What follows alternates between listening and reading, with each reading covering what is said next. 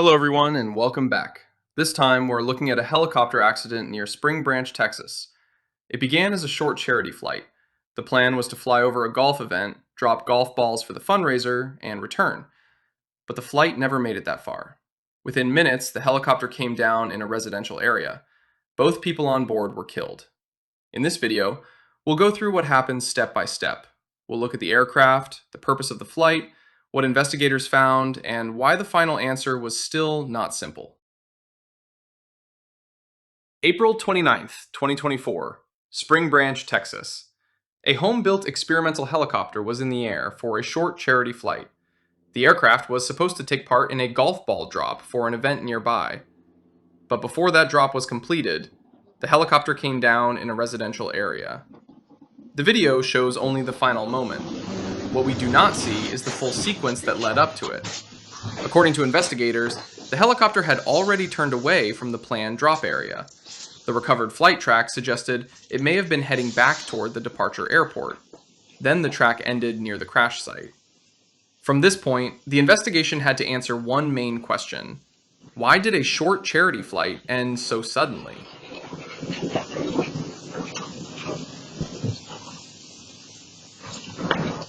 Before we look at the possible failure, we need to understand what kind of aircraft this was.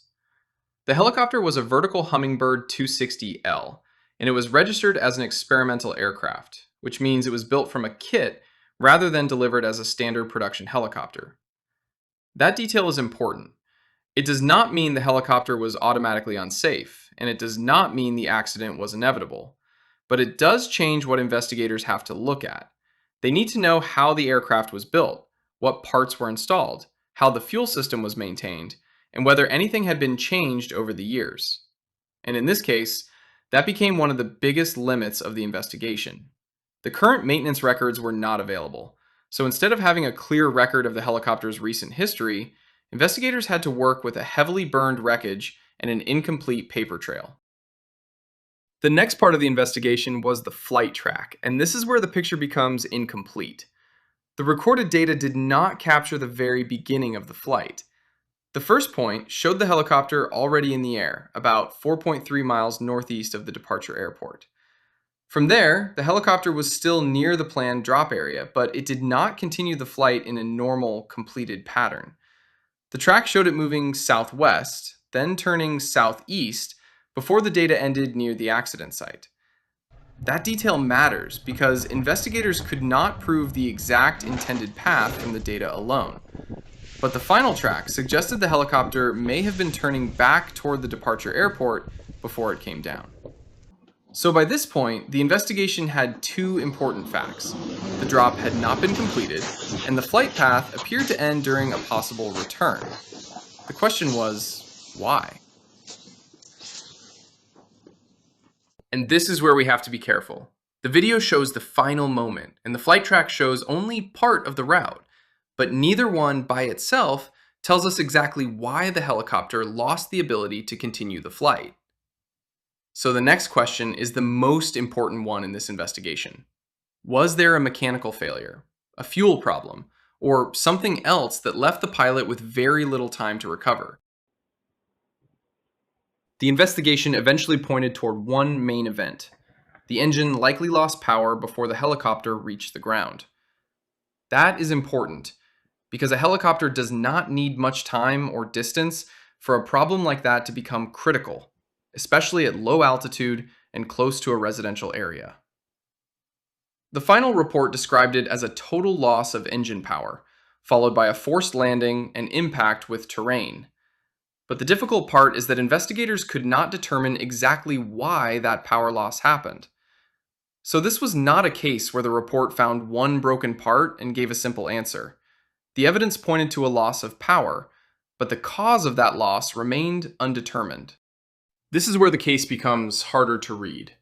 Investigators had enough evidence to understand the type of emergency, but not enough clean evidence to rebuild every detail behind it. And that is why the condition of the wreckage became so important. After the impact, the helicopter was heavily damaged by fire, and that changed the investigation from the very beginning. Investigators examined the airframe and the engine, but the fire had destroyed many of the parts that could have shown exactly what happened before the crash. The report says no clear mechanical anomaly was found during the limited examination, but that does not mean every system was fully understood. The fuel system, the engine accessories, and other key areas had been badly damaged or destroyed, so investigators were working with only part of the evidence. That is an important difference. Finding no obvious broken part is not the same as proving that nothing failed. In this case, the damage was so severe that the most important clues may have been lost in the fire. And this is why the final report feels so cautious. Investigators were not guessing, and they were not trying to force a simple answer from damaged evidence. They could describe the emergency, but they could not prove every link in the chain. One of the most important clues in the report involved the fuel system. Before the accident, the pilot had contacted the helicopter kit manufacturer and talked about a concern with ethanol in fuel. He said it could damage the fuel bladder and cause fuel lines to clog. In simple terms, ethanol can be a problem in some aircraft fuel systems because it may attack rubber parts and other materials that were not designed for it.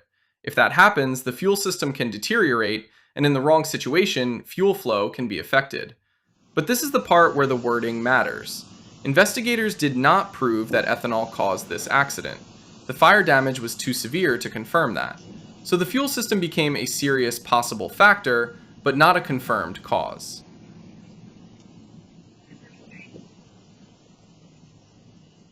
This is one of those details that can easily be misunderstood. It matters because it shows investigators had a possible direction to look at, but it was not strong enough to close the case. A possible clue is not the same thing as a proven cause. After the technical side, investigators also looked at the pilot's medical background. The report noted that the pilot had heart disease, which put him at higher risk for a sudden medical problem, such as chest pain, an abnormal heart rhythm, or a heart attack. But the important point is this: there was no autopsy evidence that such an event actually happened before the crash. And in some cases, a sudden medical event may not leave clear evidence after death. Toxicology also showed a medication called gabapentin, which the Federal Aviation Administration considers a do-not-fly medication. The report said the pilot may have been experiencing some effects from it, but investigators could not determine whether he was impaired. So this part of the report added another concern, but it did not give investigators a proven cause. This is why this investigation does not end with one clean explanation. There were technical questions, medical concerns, missing records, and heavy fire damage. But the final report had to stay with what could actually be supported. And that is what makes the probable cause so important. In the end, the National Transportation Safety Board gave a very careful probable cause.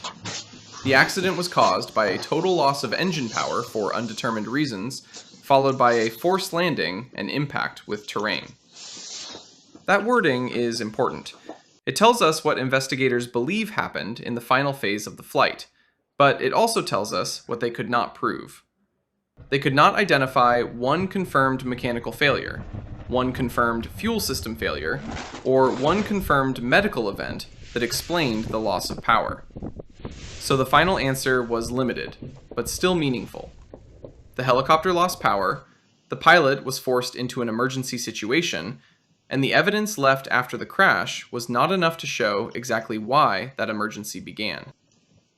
For me, the most important part of this case is not just that the helicopter lost power. It is how many answers were lost with the aircraft itself. The fire damage, the missing maintenance records, the fuel system questions, and the medical concerns all left investigators with pieces of the story, but not the full picture. And that is why the final report stayed careful. Instead of forcing a conclusion the evidence could not support. Let me know what stood out to you most in this investigation. Was it the missing records, the fuel system concern, or the fact that the exact reason for the power loss was never determined?